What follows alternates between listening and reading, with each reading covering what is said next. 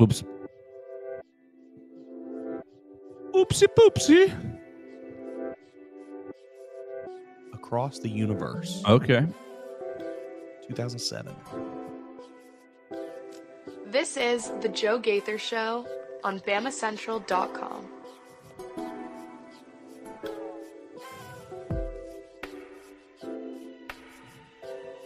Good afternoon, Tuscaloosa, West Alabama. How we doing today on this Friday morning? It's the Joe Gaither Show on BamaCentral, BamaCentral.com. Hope everybody's having a great day, getting ready for a big old weekend. Hope you got some big old plans in your life. You guys, what are we going to do? We're live at the Derek Daniel State Farm Studios today. You're watching us on the BamaCentral Facebook page, on the BamaCentral YouTube channel. You're listening to us on Spotify, Apple Podcasts, and Amazon. We appreciate everybody who's found us there on their favorite platform. Go ahead, hit a subscribe, rate, review on your favorite platform. Love to see the 5-star reviews going up on Spotify, on the Apple Podcasts, everywhere.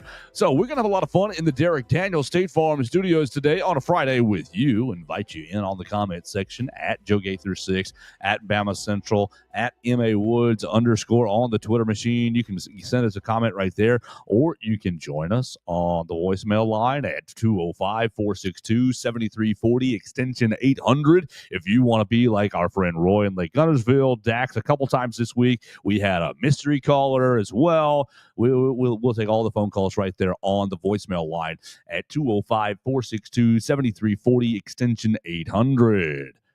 Yesterday, we had Miss Katie Wyndham join the program. You can go back and listen to that on all those platforms we just mentioned. But today, we will be joined by Mr. Will Miller. Will Miller of Alabama baseball fame. He is the Bama baseball beat writer for BamaCentral.com.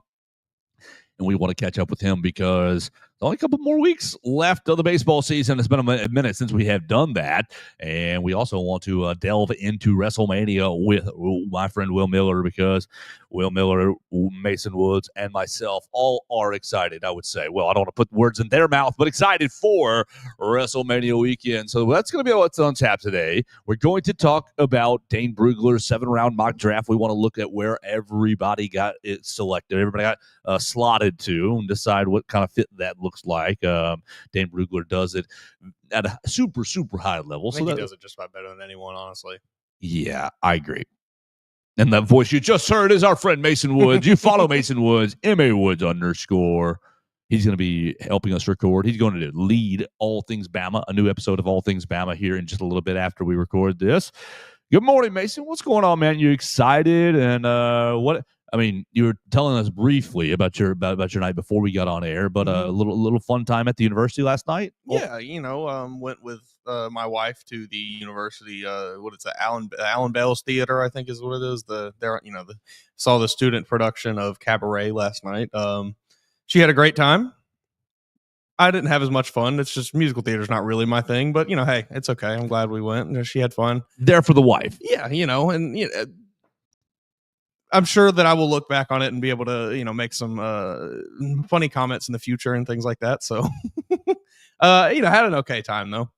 Very good, very good. I've lost my. Oh, there we go. Camera's back. Goodness, your camera's having a lot. Yeah, I don't know what hard the time last 2 days. It's really struggling.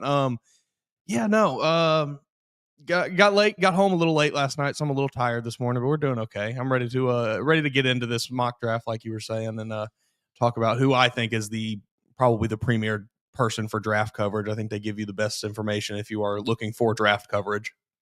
Yeah, I think I pay for the Athletic at like $20 a year. However, it accrues across my bank account. I read pretty much exclusively things from Dane Brugler. Every now and then I get some Alabama things, a few Titans stories here and there, but for the most part, I'm paying for Dane Brugler's content.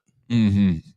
For sure. So Brugler puts out his beast a couple weeks ago, 2 weeks ago or so. Like We've read Jalen Milroe's draft profile. We've read Jod Campbell's draft profile. I don't want to read another profile until next week. Maybe we'll have Tyler. We'll look at Tyler Booker's profile. Tyler Booker slipping into the second round, maybe. Very, very interesting. So we'll have Will Miller join us in just a minute. But none of our listeners, well, maybe all of our listeners are excited for Wrestlemania, but most of our listeners are going to be excited for the NFL draft. And so that's what I want to start with. NFL draft next Thursday, and I've got Dane Brugler's 7-round mock. First off, A 7-round mock. That is insanity. That's why he's the best. Like you don't get that from everybody. You get maybe 2, maybe 3 rounds from most people. A full 7 round is like, this guy is doing the work. Nobody's courageous enough to do that, in my opinion. So here we go. Let's look. Okay, you've got a bunch of Alabama. What's 11? We have 11 prospects. I know that Katie sent out our draft prospects a couple days ago. I wrote CJ Dupree for this morning on BamaCentral.com. Let's just start it. We'll take it right in order. If you're an Alabama fan, Dane Brugler says that you have to wait until number 19 for your first overall draft pick in this year's draft. Jihad Campbell, number 19 to the Tampa Bay Bucks. Levante David is back at 35 for a reason, is still playing at a high level, but this would be a great opportunity for the veteran to help Campbell get introduced to NFL life. The Buccaneers are going to have a defense-heavy draft, especially in the early rounds. I've been saying it for 2 months. This is like a perfect fit for Jihad Campbell.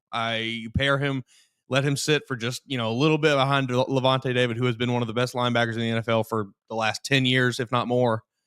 And just let him learn for a little and then release him to the rest of the league. Unleash him on the NFL, in his sophomore year there. I love this fit. I think it would be perfect. I'm not 100% sure, if Jihad does make it that far. I think, a lot of teams are very interested in a linebacker with his upside. He's, extremely athletic, kind of fits that. We talked about that modern mold of linebackers now, which is kind of where everybody's trying to go to a more rangy guy that can play multiple positions and not someone who's maybe going to be stuck in one spot. Jihad Campbell is the perfect candidate for that. So, it may be a bit of a struggle for him to even fall to 19. If he does, that is can't imagine a better pick, better fit. I can't imagine a better fit for Jihad Campbell personally, but again, take us back to our conversation right after Pro Day. You click next, and when you on this mock draft, you hit Control F Alabama, and it pops you up to number 19, Jihad Campbell. Next, you're out of the first round. We'll get to who these are in a second, but the concept here: you're out of the first round. You had one NFL first round draft pick on the 2024 team. And take me back to 2 days ago with our caller who said he's in over his head. The Warriors in over his head. One first-round draft pick on the team in 2024, and DeBoer goes 9-4. I know that the information, the data is out there to support the argument that teams with the most first-round picks typically win national championships.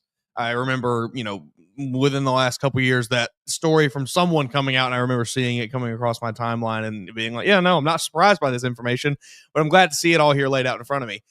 The teams with the best players win games. Alabama did not have the best players last year. I know that's a bit strange for some people because you're not used to it, but it just is what it is. Alabama did not have the best players last year. Well, you look at the team, and like everybody, I do it too.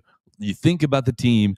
Player X, I think about Player X as the best version of Player X as possible. Of course, every team wants him. No. I don't know. I don't know that you got the best version of insert player for, a lot of the team last year. All right, so we keep going. You got 11 or so draft picks. When I hit Control F Alabama, I have 17 selections. So I'm guessing there's a bunch of duplicates here at the back end of this article here. But number 34 brings your next draft pick. You go to bed. He's got 9 selections. You go to bed on Thursday night on one draft pick. I think you're not really. I think you're feeling. I think reality sets in a little bit for the Alabama fan base, and maybe it already has. And maybe I'm shortchanging you. And if you are, I'm sorry. But I think that piece of evidence will be pretty significant. Like, oh, Malachi Moore wasn't a first rounder, because I think people just think that he is because of well, he was here for so long, he was so good. Right. Yeah. Well, he's an undersized safety. He's going to end up being, I don't know where he is on this list, but 3rd, 4th, 5th round is how we're going to go here. Like, you're better. Your team leaders. I mean, we credit Malachi, Deontay, Tyler Booker, and Jalen Milroe for leading the team last year. Well, Deontay hurt and not playing a premium position. Hurt at the end of the year. He played well. Booker not playing a premium position. Malachi Moore not playing a premium position, and Jalen Milroe, a mutated version of a quarterback. Yeah, sure. Oh, man. So you've gone to bed on Thursday night, and Alabama's had one pick, and you are thinking about, I'm thinking about Tyler Booker. That's what I'm thinking about. I'm thinking, what the heck did y'all not see on tape? I mean, what team's getting a steal here with Tyler Booker? Top of the second round, the Browns open up the second round by taking Jackson Dart. I didn't even notice that when I was looking at this. That would be. I think he's right. I think he probably is, but man, oh man, Jackson Dart in Cleveland. Ooh, this is a heck of this first 5 picks of the second round are very just SEC centric and interesting. He goes Jackson Dart, Jalen Milroe to the Giants at 34, Luther Burton to the Titans at 35. I'll take it. Former Alabama and current and Ole Miss cornerback Trey Amos to the Jags at 36, and Tyler Booker to the Raiders at 37. So just these 5, but specifically these 2: Jalen Milroe at 34 to the Giants, and Tyler Booker 37 to the Raiders. Jalen Milroe to the Giants is very intriguing because does Brian Daboll commit suicide? No, or Daboll thinks he can coach him. Daboll obviously, probably, yeah. I think Daboll seems like the type to be like, "Oh yeah, I can do it. We can fix this. We can make this work." I mean, he coached Jalen Hurts here. He did. That's intriguing because obviously, I think a lot of people have seen the Giants have been linked to Shedeur Sanders throughout the draft process. He's having the private workouts with the Giants executives, all this stuff. But obviously, if they are interested in Jalen Milroe, I don't think they'd be going back-to-back quarterbacks. So, I think he has them taking Abdul Carter in the first round here at pick 3.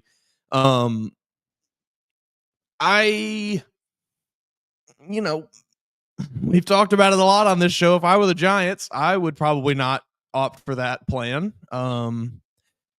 I like that plan better than taking Shedeur Sanders 3rd overall. I'll say that. I mean, you get a premium player with Abdul Carter, you get an elite edge rushing talent, and then with Jalen Milroe, the upside is still there. I'm not going to sit here and act like he doesn't have a high ceiling. His athleticism is incredible. He's got a very strong arm. If you can just rein it in, he could be a good quarterback. But there's just so much work that needs to be done. And, I don't know that the Giants are necessarily the team to do it, given what we've seen from their quarterbacks. It seemed like Daniel Jones just got worse and worse every year. Drew Lock never looked good in his time in New York. Insert whatever quarterback it's been basically since Eli Manning hasn't looked what's good. The Giants fan base? Take the temperature of the Giants fan base in terms of quarterbacks. Let's say Mason Woods morphs into a Giants fan right now. You've been watching Eli Manning win you 2 Super Bowls with, good quarterback play. Yep. Good. And then from Eli goes to Danny Dimes. Was there someone in between? I'm sure. I feel like there was, but maybe not. I don't think that there was. I feel like there may have been a bridge guy at some point, but that might have just been because Daniel Jones was injured. Right. So you've been watching Daniel Jones for 4 years now. Actually longer, because they signed him to that extension. Yeah. So, I do think it was Eli to Daniel Jones. But you signed the extension. You've been watching Daniel Jones for a long time. 4, 5, 6 years. Oh, yeah, they had Tyrod Taylor for a second as like a backup one year when when he got hurt. And it's all been just makeshift quarterback play. Just making chicken salad out of chicken bleep. Are you really signing your fan base up for Jalen Milroe? You got Russell Wilson. You got Jameis Winston. I'm sorry. To me, it just sounds like we're doing the same thing all over again. Daniel Jones to Jalen Milroe, incomplete quarterback with different holes. Yes. And Danny could run too, but just different holes. Yeah. Some similar processing, I think, is a similar hole in each of their games. Mm-hmm. But you're taking an incomplete quarterback and you're saying, we should make it work. That would make me, if I'm a Giants fan, I would you don't do that to your fan base. They're not in a place where they've seen, when was the last time you saw good football in New York? They're tired. That's my point. They are tired. The last time, I think, probably 15, 16. It's been 10 years since they've seen a competent season, and because the last 2 years of Eli were bad. And if I'm a tired football fan and you serve me Jalen Milroe, They're gonna boo him. Quick, they're too. gonna boo That's the him. point. That's the point. Not that he's like, look, they're gonna boo him anyways if they don't like Sure. him. Okay. But It's going to be like the Porzingis leash is with- not long. It's like when the Knicks drafted Porzingis. It's like, who the is this guy? What are we doing? You right. know, and it's not Jalen's fault. Yeah, it's the Giants' fault. It's the Giants' fault for setting the table and creating the environment of all our fan base is tired. All our fan base has been watching mediocre to less than average quarterback play for the last 5 years, and they're like, please give us somebody we can watch. You just shipped off the best thing we had in Saquon Barkley. You let him walk out the door. Like, you got Malik Neighbors. Dude, just let him go to the Ravens. Just let him go to the Steelers. Let him go to because the Steelers strike me as a fan base that has high expectations, very high expectations, like Alabama fans, but also has a sense of objectivity. We know who we are. We've had We've had 3 coaches in the last 50 years. It's been Tomlin, Cowher, and Chuck Noll, right? 3 coaches in like 50 years. We have stability. We are not wavering. Of course, we tried the Kenny Pickett experiment, but if we can get you Jalen Milroe in the second round, like that's a fan base that will let you kind of grow into the league. That will let you, okay, we got a real good defense. We got a decent running game. Well, I don't know what their running is going to look like without Najee anymore. Their offensive line has not been good for the last couple of years. I just think that this is an element to consider when drafting Jalen Milroe. I think the Steelers they feel like a better landing spot to me than the Giants do just because of the quarterback situation in Pittsburgh. I mean, they got Mason Rudolph and who I don't even know who else they have. The only quarterback I know that they have on the roster right now is Mason Rudolph because Russell's gone. Justin Fields is gone. So but the GMs will not consider this, will they? No. GMs will think, this is my player. Sure. I can make him work. He's going to work here. Everything's going to be great. I think Jalen to New York is a disastrous move. Yes, it feels like it's not going to work. I don't think it's going to work. I mean, not like they paid either of the quarterbacks they have currently a lot of money, Russell Wilson or Jameis Winston, but like you did go get 2 guys that have starting experience, one of which was a starting quarterback for most of last season. So like you have your solution there. Like you've already kind of been like, all right, I don't understand why you're going to take a flyer on a guy when you already have like bridge quarterbacks in place. Right. It's not like this is your 1-year quarterback. Yes. We're not drafting a quarterback unless he's in the 7th round and we're just getting a guy, a camp arm. For the Steelers, Mason Rudolph, he's not a good quarterback, but he's going to be there for a while. He will be the backup quarterback for the next 10 years in Pittsburgh, probably. And you just let Jalen Milroe sit on the bench for a little bit. You get your mediocre quarterback play from, Mason Rudolph. He'll win you 6-7 games, probably. That's about it. And then you just throw Milroe out there. I don't know. To me, it just makes more sense for the Steelers to draft Milroe than it does New York. I feel like, I don't know. The urgency is a little bit more there in Pittsburgh than it is in New York. In New York, you can wait another year and, wait for when you have a real like shot at a premium quarterback. I don't know. Just interesting. Brugler's little paragraph. As I reported last week, Milroe has accepted his invitation to the 2025 NFL Draft in Green Bay, creating even more intrigue about when he will hear his name called. I like this fit for both sides, a young, dynamic quarterback for the Giants to develop, and a landing spot for Milroe where he won't be thrust onto the field before he's ready. Yeah, he'll just be thrust to the New York media. What? Dude, he'll torture them. Probably, yeah. He will torture the media. It'll be, I just focus on getting 1% better today. Well, Jalen, what you think about starting this week? Well, we're just worried about the little thing. We're just worried about controlling our controllables. Well, Jalen, Russell Wilson had a bad game. Did you? It's just gonna be. He's just gonna give him the. I mean, he's met with other teams. Do we think? Do we think the Seahawks, Rams, the Seahawks pose a moderately interesting landing spot? I think the Rams I don't really understand as much. All right, let's move off here because Will's in the back end, and we want to complete this mission before we bring Will in here. All right, so the Raiders are at 37 with Tyler Booker, and Raiders, that would be a great move. Yeah. If he's still around, just take him. Yes. Who cares? Like, I don't care who you got to guard. I was looking at it earlier. You've got Jordan Meredith and Dylan Parham. Parham, third round pick. Dylan Parham. I really wanted the Titans to draft him a few years ago. So go ahead and get yourself some Tyler Booker. Continuing on, who's the next Alabama guy on our list? That's not right. Malachi Moore? No, he's got an error here. He's got an error here with in the 5th round in Control F Alabama Eagles Carson Vinson. Alabama A&M.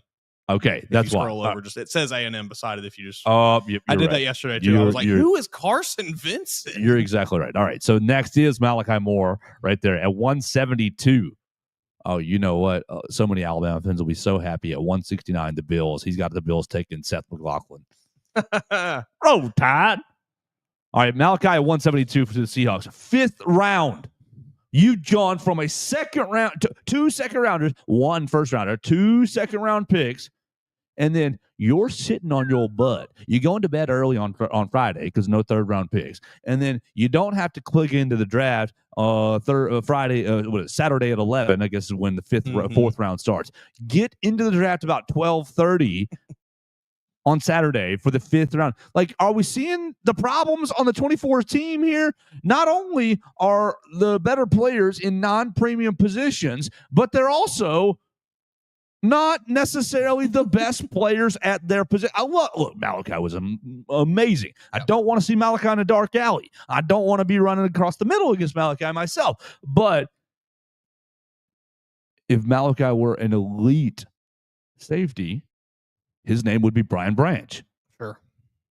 And he would have been a 2nd round draft pick. Yep. And he'd be making money with the Detroit Lions right now. Winning me my fantasy league. Look, that's a harsh way to put it, but that's truth. That's reality. Yeah, it just is what it is. Malachi Moore. I mean, I think there's room for Malachi Moore on the NFL roster. He's just going to be a player. He is not going to be, an instant impact guy. He's going to be a work his way into the rotation through special teams, probably. Really have to grind it out. Might spend a little bit of time on a practice squad here and there. Who knows? I just, he is not the player that I think a lot of Alabama fans kind of think he is in their heads, which, because he went to Hewitt-Trussville, and it's if they ain't wearing crimson, everybody got. And I love that, and that was awesome.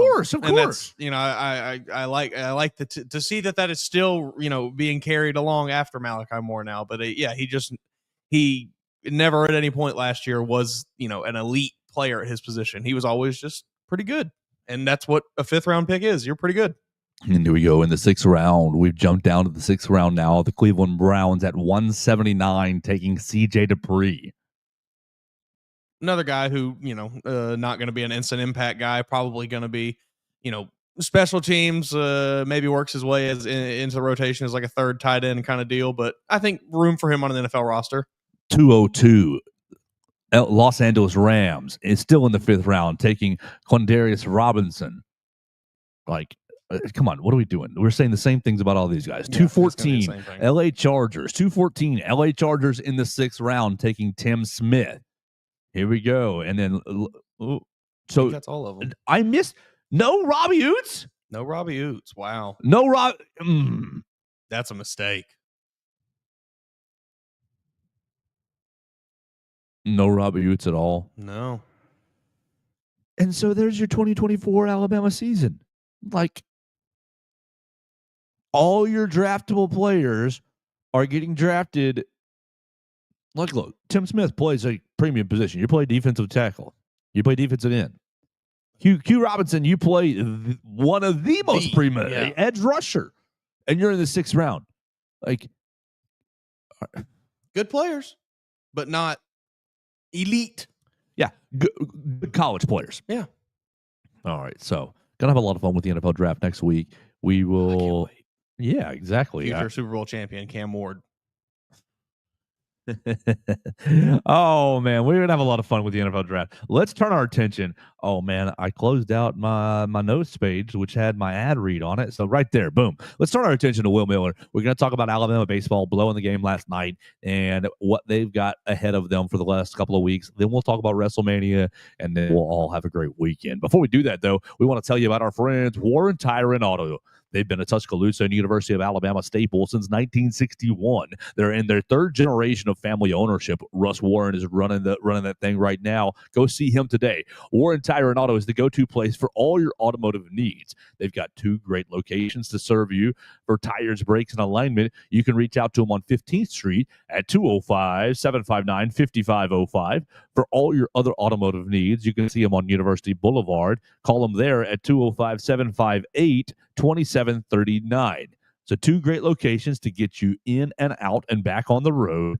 Tires, brakes, and alignment on 15th Street. Front end work, electrical problems, AC problems, oil changes. You can see them on University Boulevard right there by the hospital. The 2 great locations in iconic places in Tuscaloosa, really. And you can get them in and out, back on the road. Warren Tire and Auto, we're proud partners with them. The premier place for all your automotive needs. All right, let's have a lot of fun. We're going to keep it going on Friday with our friend Will Miller. You follow Will Miller at Real WB Miller on the Twitter machine. Alabama baseball kept him up late last night, blowing the game. They were up 5-1, ended up losing by the time I was done with it. I think it was 11-5 by the time I was done with it. Maybe it progressed even further. Before we get into Will's baseball and ask him how he's doing, Will, we've been dancing around the draft today. You're the GM for the Denver Broncos. Who are your Broncos selecting in the first? Do y'all have a first round pick, and who are y'all taking? That's a good question because it seems like the Broncos up until last year just couldn't draft, and I'll give it to him. Marvin Mims was a steal, but he was not expected to be anywhere in the neighborhood of what he is now when he was picked. And back then we didn't have first round picks because of the Russell Wilson trade and the unmitigated disaster that was. I know you guys were talking about the Steelers and about the Giants, which I would point out, Mason, you left out the best part of the Kristaps Porzingis thing. You left out the Tingus Pingus part, which I was trying to remember it, and I couldn't remember exactly what it was. Yeah. That's what really makes that whole Pingus. Yeah. There you go. That's what makes that whole interaction go is the who is Tingus Pingus? Yeah, that's man. That's the best part of all. But this is why we get Will on the show. Yeah. It's not any type of actual sports insight. It's stuff like that. And thank you guys. It's for him to recall these memes from 10 years ago. And I'll tell you, I really wouldn't mind the Broncos drafting Jahad Campbell for when they inevitably let Nick Bonito walk in free agency. I mean, because they're going to do that, and it's going to irritate a lot of the fan base as well as myself, but it would help to have another guy waiting in the wings be an impact player for us. So that's just throwing that out there, just kind of spitballing. I wouldn't mind that at all. There we go. Broncos picking at 20, so we will see if they can jump ahead of the Bucs and take Jahad Campbell or Will Miller. All right.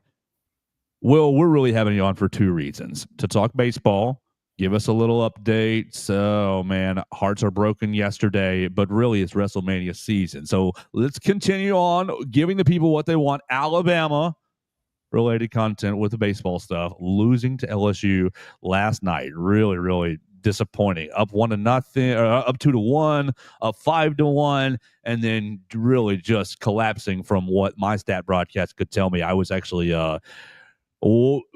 eating in the Waffle House, having it on another tab, writing my CJ Dupree piece, and keeping up with it. So where did it land? How did the Crimson Tide blow the lead last night?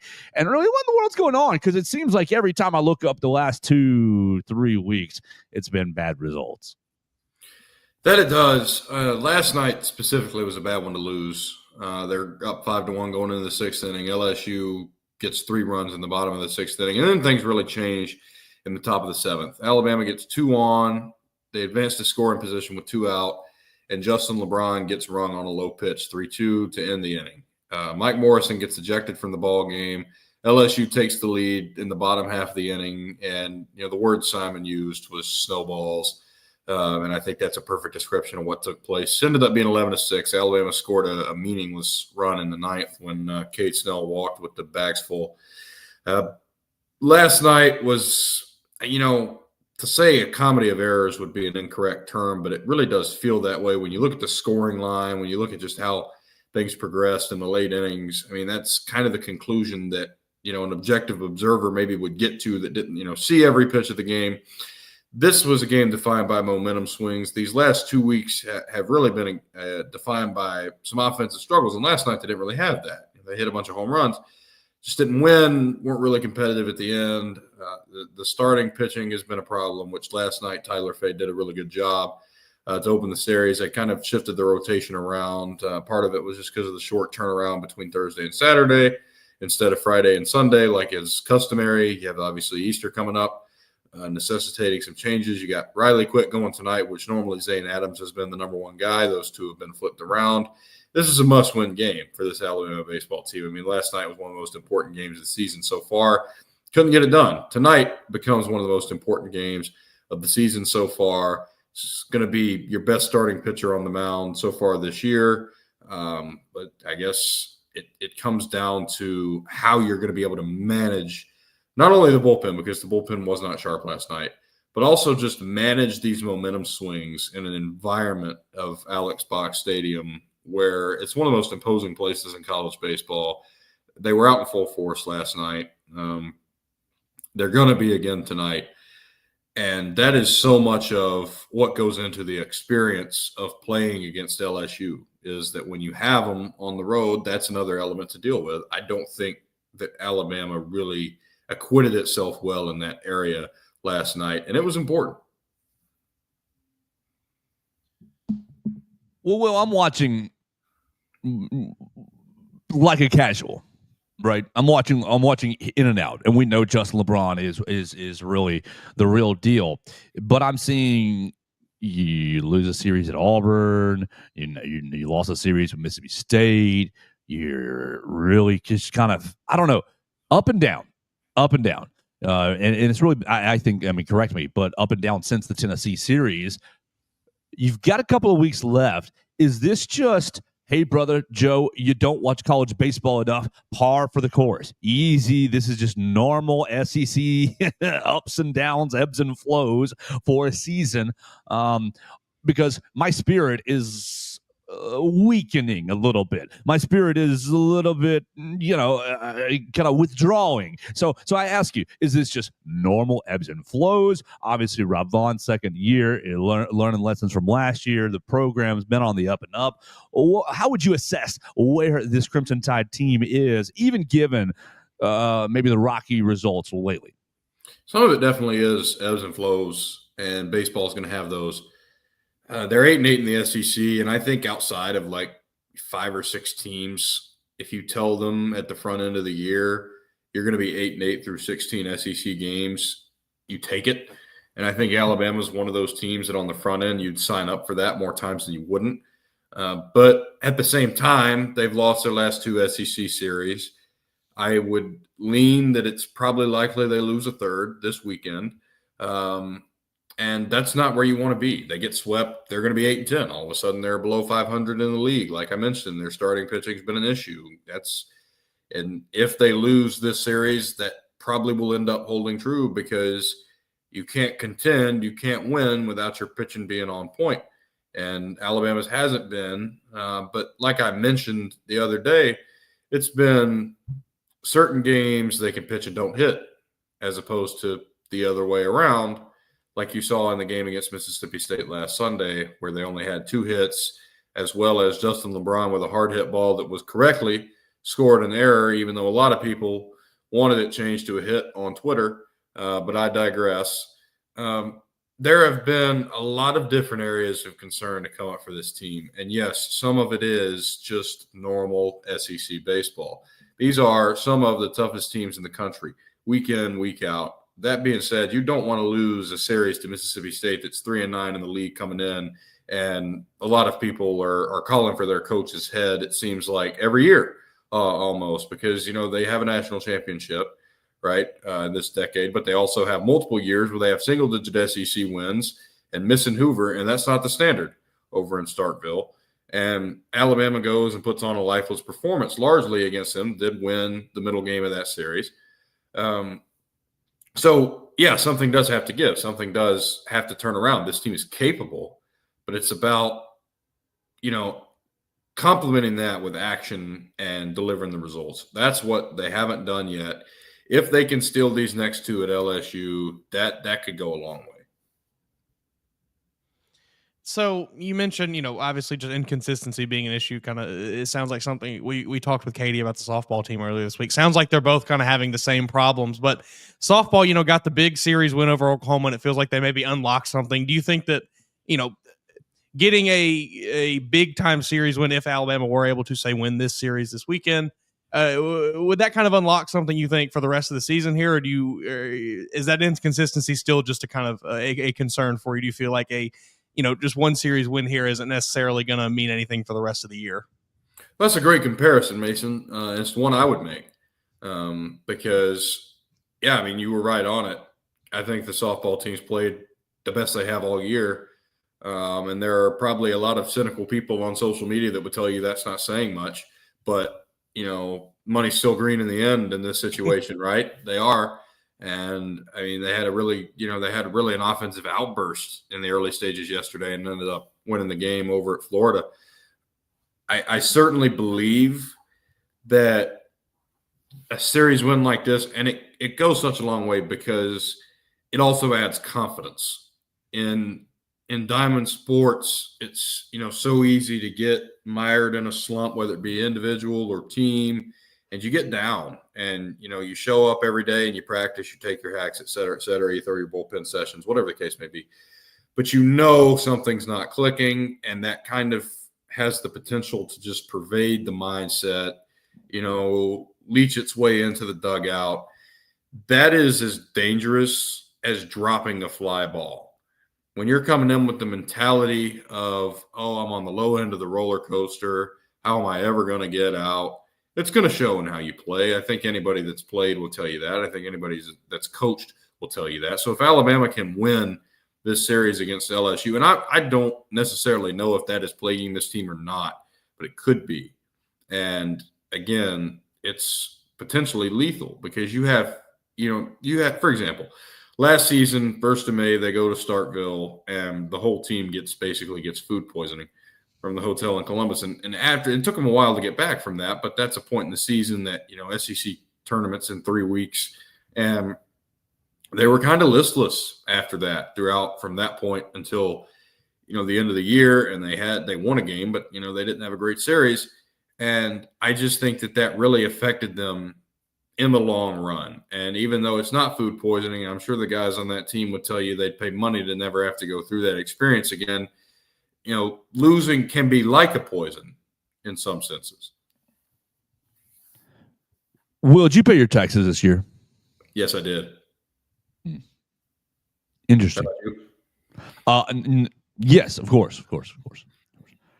Will, we're hanging out with Will Miller. You follow him at Real WB Miller on the Twitter machine right here on the Joe Gaither Show on BamaCentral, BamaCentral.com. Will, can I pivot you real quick to football? Sure. We've gone on the extremes a couple of different times this week, and I like this topic, so I want to play it with you as well. I want to ask you, is Ty Simpson Blake Barnett, or is Ty Simpson Mac Jones? If you don't understand the premise, I will go real quick. I understand the premise. Enters this. Will needs no explanation. I watched Blake Barnett play against USC. Joe, Will. This is for the audience. This is for the people that didn't watch the show yesterday or for Tuesday. If you didn't understand the premise is that Blake Barnett entered the 2016 season as the presumed starting quarterback, but with hotshot freshman early enrollee Jalen Hurts on the roster pushing him. Mac Jones enters the 2020 season as the presumed starting quarterback with hotshot freshman quarterback Bryce Young early enrolling and pushing him. Both quarterbacks ended in drastically different ways. Both quarterback seasons ended in drastically different ways. What will Ty Simpson's season look like entering the year with as the presumed starting quarterback. And with Keelan Russell, hotshot number one quarterback, early enrolling, pushing him, will Ty Simpson be more like Blake Barnett or be more like Mac Jones? I think everybody and their mother knows Keelan Russell will eventually be the starting quarterback at Alabama. And that is, I think, the one conversation piece that probably drives a lot of people in these types of discussions, so they can maybe have a distorted picture of what that looks like related to this year. Because Ty Simpson is a guy that, clearly has football acumen.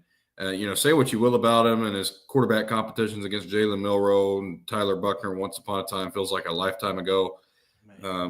But he's been in Kalen DeBoer's system. He's been in Nick Saban's system and clearly had a good enough spring to warrant just outright, which, I know that a vast majority of our audience is not Alabama media, but it's a big deal for Ryan Grubb to come out and publicly say, okay, yeah, this is the guy at this point of where we're at who has gotten into pole position. I mean, that's something, right? And so, and I don't know what that means again for this year. You're not going to know until the curtain's drawn back for sure. I certainly think that there will be a question of how long Ty's leash is, or whoever it ends up being, if the quarterback competition is not in fact over. It could be, it might not be. It's still a long way to go until August. But to answer the original question, Joe, I see Ty Simpson actually falling somewhere in the middle. Like, I'm not trying to take a safe answer here at all. But you have to choose an extreme. But one national champion or off the team. There is no in between. But what does he do? Does he take the transfer to South Florida and fade into obscurity path? Is that also? It was Arizona State first, right? It was Arizona State first. State, South Florida. There was all kind of teams. It was Okay, with 10 being Mac Jones and 1 being Blake Barnett, I'll give Ty Simpson about a 7.5. Yes, fair enough. More on the Mac and Jones or the Mac Jones spectrum. We did this on Twitter the other day, and 83% took Mac Jones. Which, I mean, but look, you should be hopeful. You should. I took Blake Barnett. That's okay. That's okay. You're a miserable person. Yeah, that's fair. Was that when the guy made the Facebook comment? Was that what that was about, Joe? Which one? When I don't know if it was you who sent it to me, but it was something about how this one guy said, "Don't agree with Woods on the quarterback take, but I like him." Yeah, probably. Yeah, probably something like that. We love our commenters. I'm not going to be a Ty Simpson fan until he makes me a Ty Simpson fan. Comment on the show at BamaCentral on the YouTube channel, at MA_Woods_, at Joe Gaither 6, and at Real WB Miller today. Will, what are you going to do this weekend with Alabama baseball and Wrestlemania colliding? Wrestlemania is probably going to be playing on my phone while baseball's on the TV. There you go. Okay, all right. So let me read an ad real quick. Let's tell everybody where we are. We'll kind of wrap the Alabama portion of the program up right here in the Derek Daniels State Farm Studios. We're live off of McFarland Boulevard in Northport, Alabama. You can call Derek and his team at 205-758-3391 for all of your insurance needs. Red, Reese, and Victoria are upstairs right now. They'd love to talk to you about all your insurance needs, home, life, auto insurance needs, boaters insurance. It's so nice outside yesterday. I wrote the show story on the back porch, and I was like, man, it'd be nice to be out on a boat, but you got to have boaters insurance if you're out on a boat. Home, life, auto insurance, boaters insurance, renters insurance. Call Derek Daniel, State Farm, today for all of your insurance needs. 205-758-3391. Like a good neighbor, Derek Daniel is there. Call and see how much Derek can save you today. All right, Will Miller, we did bring you on for Alabama baseball, but the real reason I brought you on is because we love wrestling, and it is a huge weekend. Wrestlemania weekend kicks off. Really, it already kicked off, but SmackDown tonight, you'll get into Stand and Deliver tomorrow morning at 9:30. Goodness gracious, I think I will miss that a little bit. We want to walk the dog at least in the morning, and then we'll have night 1 WrestleMania Saturday, night 2 WrestleMania on Sunday. But, Will, I'm just starting right here because this week has been horrific for the WWE. Yes. it's the Super Bowl. I mean, look, we got to make it in terms of people that can understand. It's Super Bowl week, and the NFL is spending its week talking about the UFL all week long about the UFL and stepping in political landmines. What in the world's going on? Well, I read that the head of PR got promoted to another department, so there's not a head of PR, or the new head of That's PR right. isn't quite in control. What in the world is going on? Why are they all ruining the best week of the year? And this is my thing. They got a good WrestleMania card, and they've still got some things taking shape. I mean, we don't know on SmackDown tonight if they're going to book Nick Aldis to face Randy Orton, which a lot of people would be excited about. I'm one of them. Please make that match, Triple H.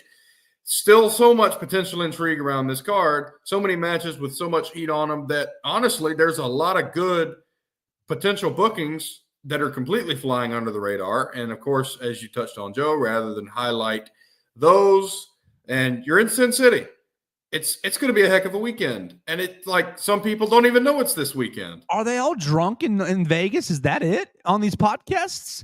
You know, that actually could be the case. That might be it. It feels like they've done a really poor job riding the wave from the Cena heel turn. Like that was the most WWE content that I have been force fed through like algorithms and things in the last decade.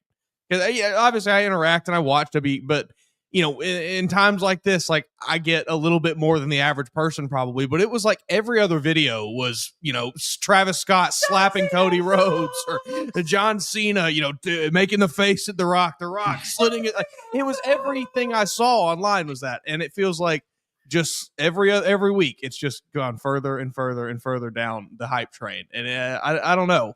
Feels like part of it is because the angle has been booked terribly. You got Cena coming out and not saying a word about The Rock.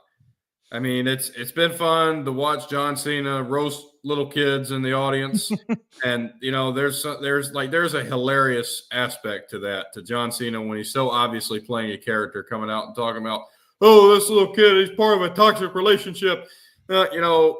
And there's been certain things. I mean, he absolutely fried Cody that first week on the microphone, but the momentum has not been. I don't agree.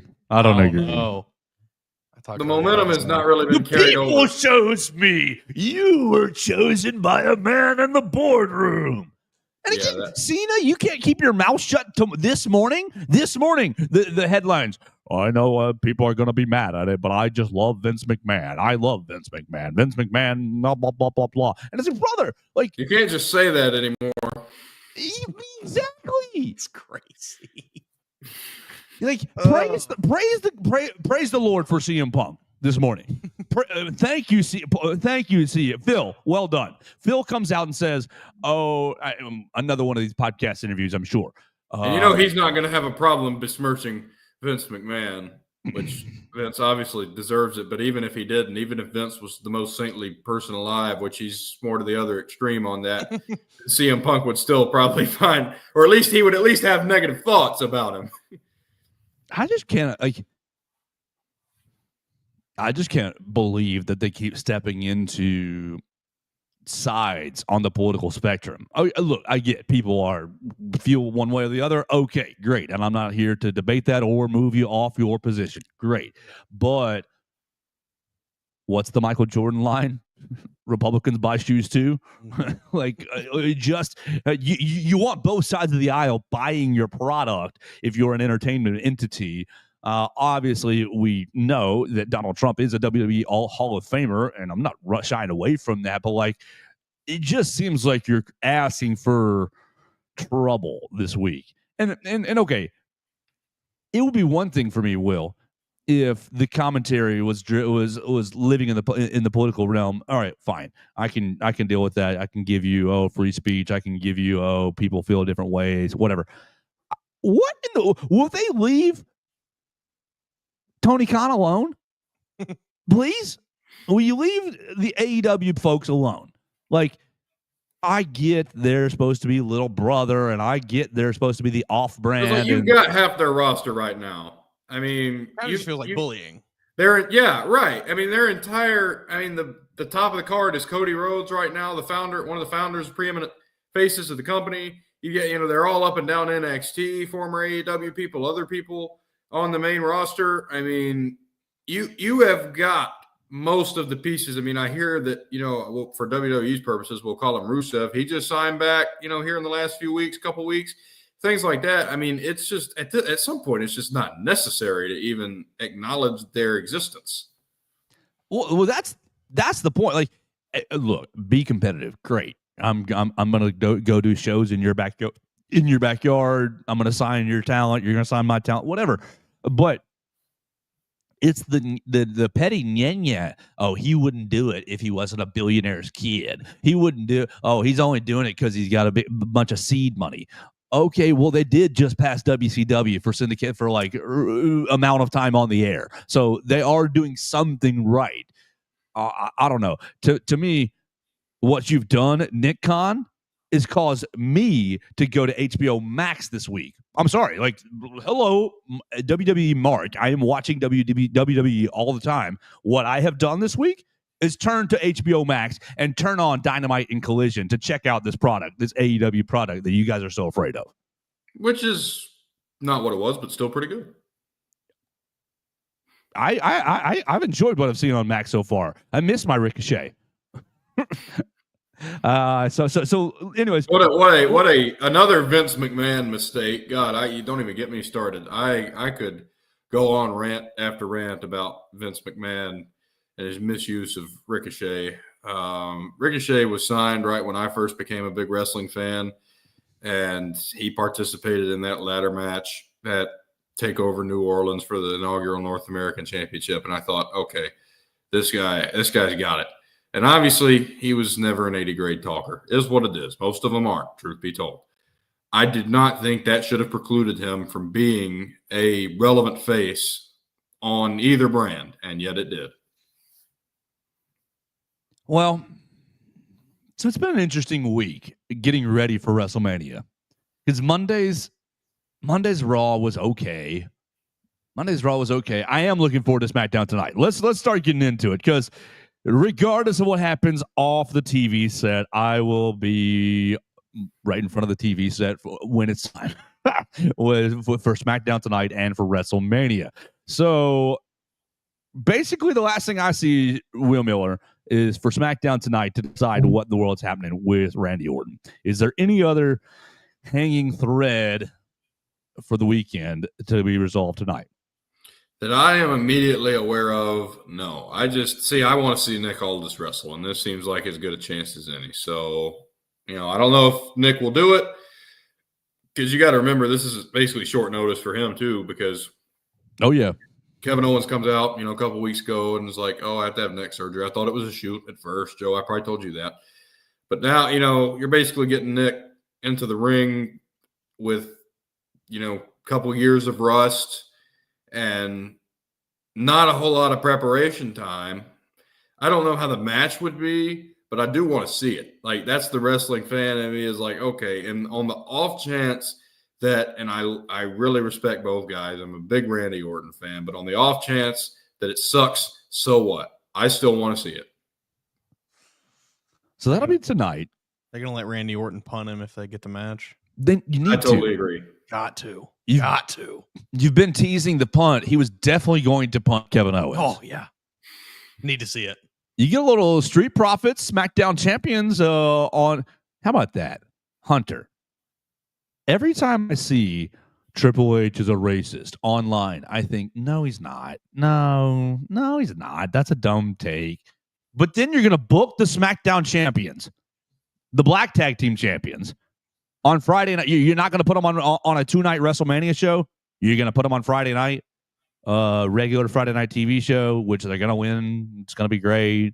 That's like your best I'm sorry. That's your most exciting tag team to me.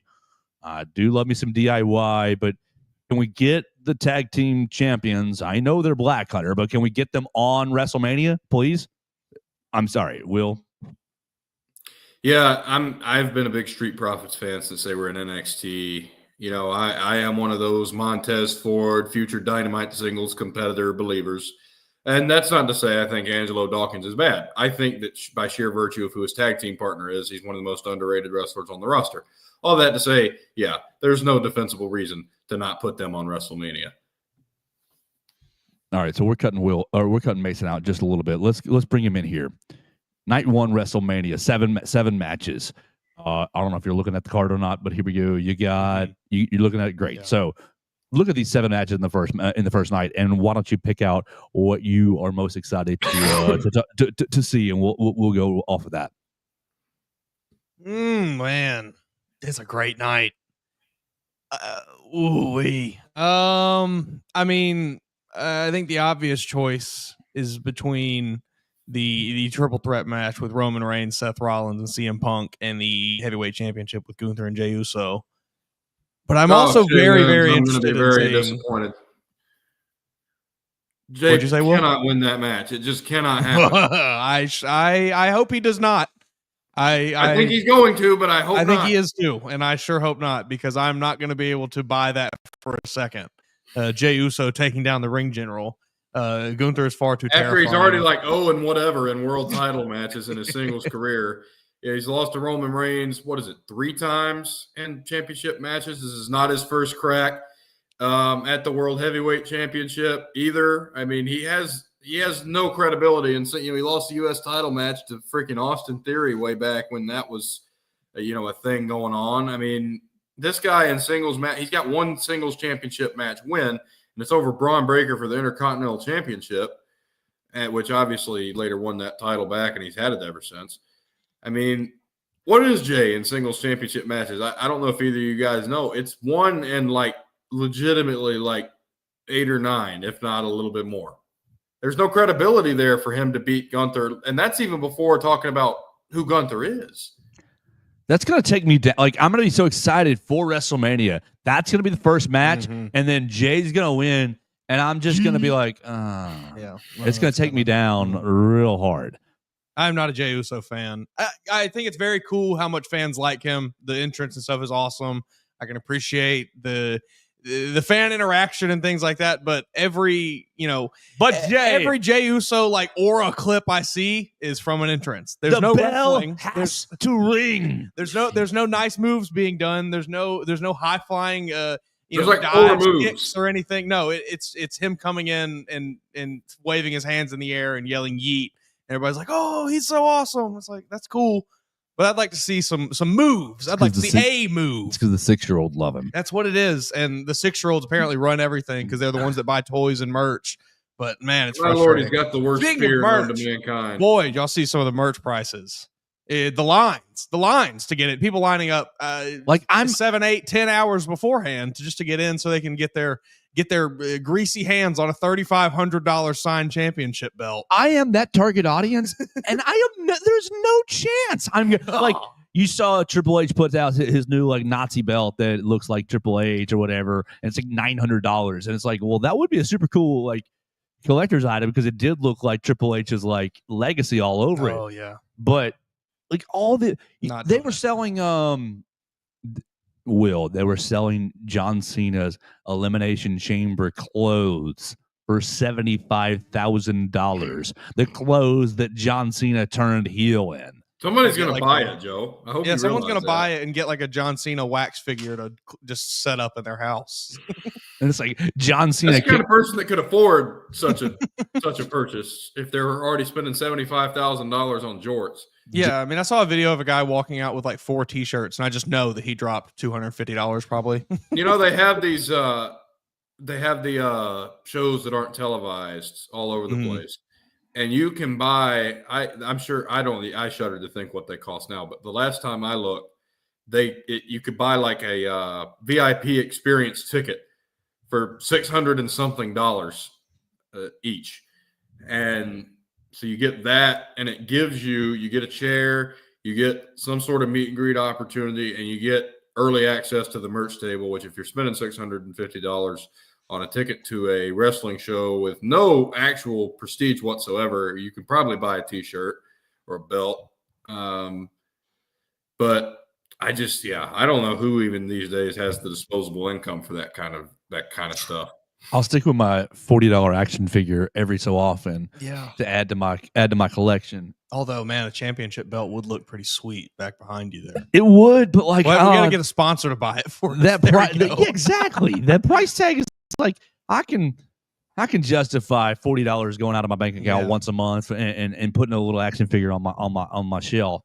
But like $900 belt, I mean, maybe we're revealing ourselves right now, but that's a expensive trinket for me. Yeah, not for me. All right, Mason Woods is caught between the triple threat and the world heavyweight title match on night one. Will Miller. If those two matches were not on the card, you're choosing now between Rey Mysterio and El Grande Americano, War Raiders and New Day, Jade Cargill and Naomi. Ooh, that's a dark horse. LA Knight and Jacob Fatu, and then obviously Tiffany Stratton and Charlotte Flair. So between those, what do you pick? What's your most intriguing pick? Well, to me, there aren't really any misses on that list. Mm-hmm. It's gonna be fantastic. As a Jacob Fatu mark, I have to go with that one. LA Knight's been the U.S. champion since last August, first week at SummerSlam, Cleveland. Nice, Joe. And we have seen these long mid-card title reigns under Triple H's leadership that personally I am not for, but we've seen them. And this is another one. You know, he's been the U.S. champion for 8 months. And Jacob Fatu has already had his coming out party. I thought he looked great in the feud against Braun Strowman. I think he is, obviously, as we all knew he would, far outshine Solo Sikoa on the microphone and pretty much in any. You know what I mean? Mm-hmm. I mean, I think that he will win this title.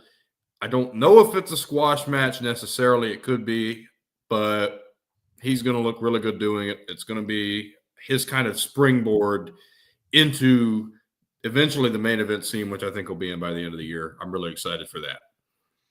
All right, then night number 2 happens. We're gonna go to bed. Everybody's gonna go to church, and then we're waking up on Sunday. Night number 2, Mason Woods, dealer's choice again. Pick your favorite match out of night number 2. Women's world champion triple threat.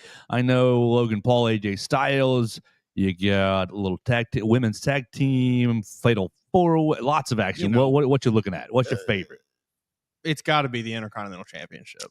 Braun Breaker, Penta, Finn Balor, Dominic Mysterio. I love Penta. I have loved him since the moment he entered. I'm all about Penta. I would love to see him win. I do like Braun Breaker. Not a big Finn Balor guy. He comes off a little corny to me. You know who needs to win? Is Dom. Dirty Dom Mysterio. Great. That would be great. Well, obviously, the Judgment Day is going to finish fracturing in this match, right? I mean, it's incredibly obvious. We're finally going to see the end of the Judgment Day. I would think so. It was the hottest story in the company last SummerSlam after the whole mess with Dom and Rhea and then that whole personnel changeover that they had. And then they just did nothing with it. Triple H has done that a couple of times in the last year. Gotten a story up to a level 8, 9, 10 where you want to see it and then just like turned away from it. I don't get it. He did that with Chad Gable and Otis. Like that's all I wanted to see for a couple of weeks was Chad Gable and Otis just locked into a cage. You mean El Grande Americano, Joe? Right. Woo. Okay, so I think that number 2, yeah, Mason, you hit. That's the match. The Fatal 4-Way is going to be a lot of fun. Great. But Will Miller, put us at the end of the show. Is it John Cena? Are we all booing? Has John Cena kicked The Rock in the gonads? Has the heel turn only lasted a couple of weeks? How will WrestleMania 41 end? Cena will win the world championship. I'm okay with it. I don't know. I think that there's a lot of emotions from various fans around Cena in 17, but the fact remains he's going to get it. There are a lot of schools of thought around it. Does he deserve it? Does he not deserve it? Cody's been champion for a year, had a great reign, had some great matches, some great storylines. Should have dropped the belt to Kevin Owens, but I digress. I think this is where we are. And for John Cena's final run in the company, the heel turn was executed great. I still think you're at a point where you can definitely turn this angle into something truly great. And in order to do that, he needs the world title belt. I think he's going to get it. I just hope Cody can get one last great match out of him. His last WrestleMania match against Austin Theory. Now, granted, it's Austin Theory, who, when he was a babyface in NXT, was actually okay, but was just a tacky heel on the main roster. It was not great. It was not a good match. But I think that John Cena is going to win. It's going to be a great spectacle, and we'll see what happens from there. Wise man, why are my eggs $45? It's the tariffs, my tribal chief. One of the funniest wrestling tweets that I have seen since January 2024 when somebody put something up about the Ultimate Warrior and his speech before he passed away, and somebody in the replies was like, well, he died.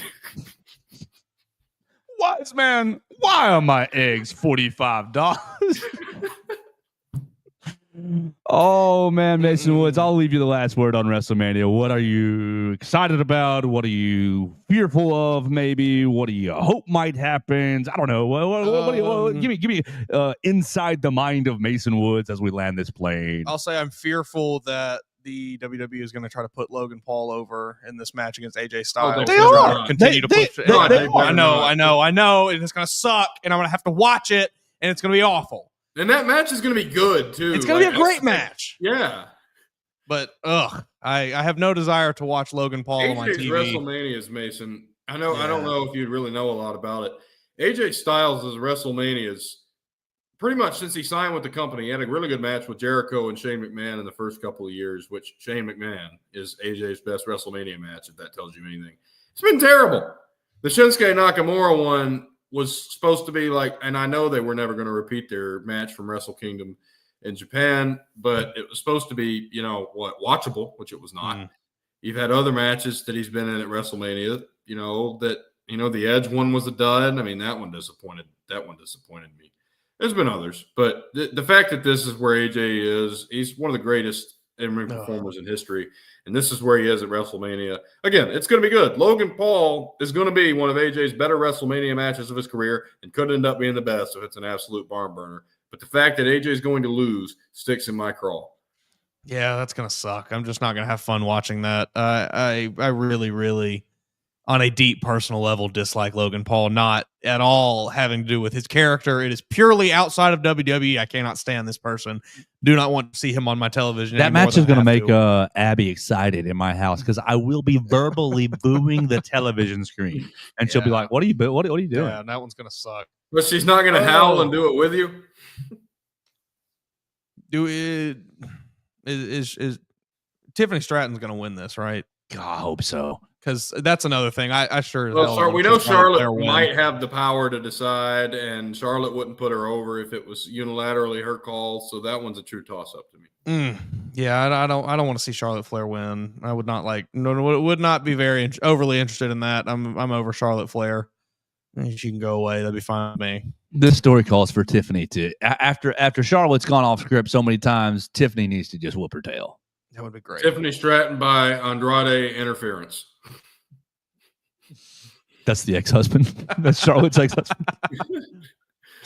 All right, Will, tell everybody where they can find you, what you're going to be up to this weekend with Alabama baseball, and we'll catch up with you again soon. Yeah, we're going to have live blog game coverage for these next two games tonight, 6 p.m. Central, tomorrow, 5 p.m. Central. You're going to have both games on national television, ESPN2 tonight, SEC Network tomorrow before Easter weekend. You're going to have all your coverage, your updates. And if you want, we talked about this series right when I first joined. If you want to see play-by-play analysis, everything in between of how it goes, you can stay locked in with BamaCentral all weekend long. There we go. Real WB Miller on the Twitter machine. Thanks for your time, Will. Hope you have a great weekend. Absolutely, guys. You too. That's Will Miller joining us on the Joe Gaither Show on BamaCentral, and you joined us today on Facebook, Twitter, YouTube, Spotify, Apple Podcast, Amazon, everywhere you get the Joe Gaither Show on BamaCentral. You got us right there at Alabama Crimson Tide on SI. Follow Mason Woods at MAWoods_ on the Twitter machine. Subscribe to his podcast, All Things Bama. We're about to record a brand new episode of All Things Bama. We'll see where we go. We'll get into the weekend. We will talk to you on Monday. Oh, my gosh, Mason, will we make it to Monday without a scholarship player going in the transfer portal? You got one linebacker, Nolan Ashbury. Hope you find a great place. Walk on linebacker. Put some tape out on Twitter the other day. Hope it works out great for you. Go find a scholarship and go be an All-American wherever you go. But no actual scholarship. Will we make it to Monday with no scholarship players in the portal? I'm going to say yes. I'd love that. I think that Kalen DeBoer, Kalen DeBoer's not so overt flex on them hoes right now. Like, okay, we're not saying that look at all these guys we got, but we haven't lost anyone at all. So on all y'all. Yeah. Obviously they like something about the new coach. So to anybody that does not anybody that wishes he was maybe not coaching here, wishes that he would maybe be fired, maybe reconsider. I think that's a very interesting element, and we'll talk about that even more on Monday on the Joe Gaither Show on Bama Central and BamaCentral.com.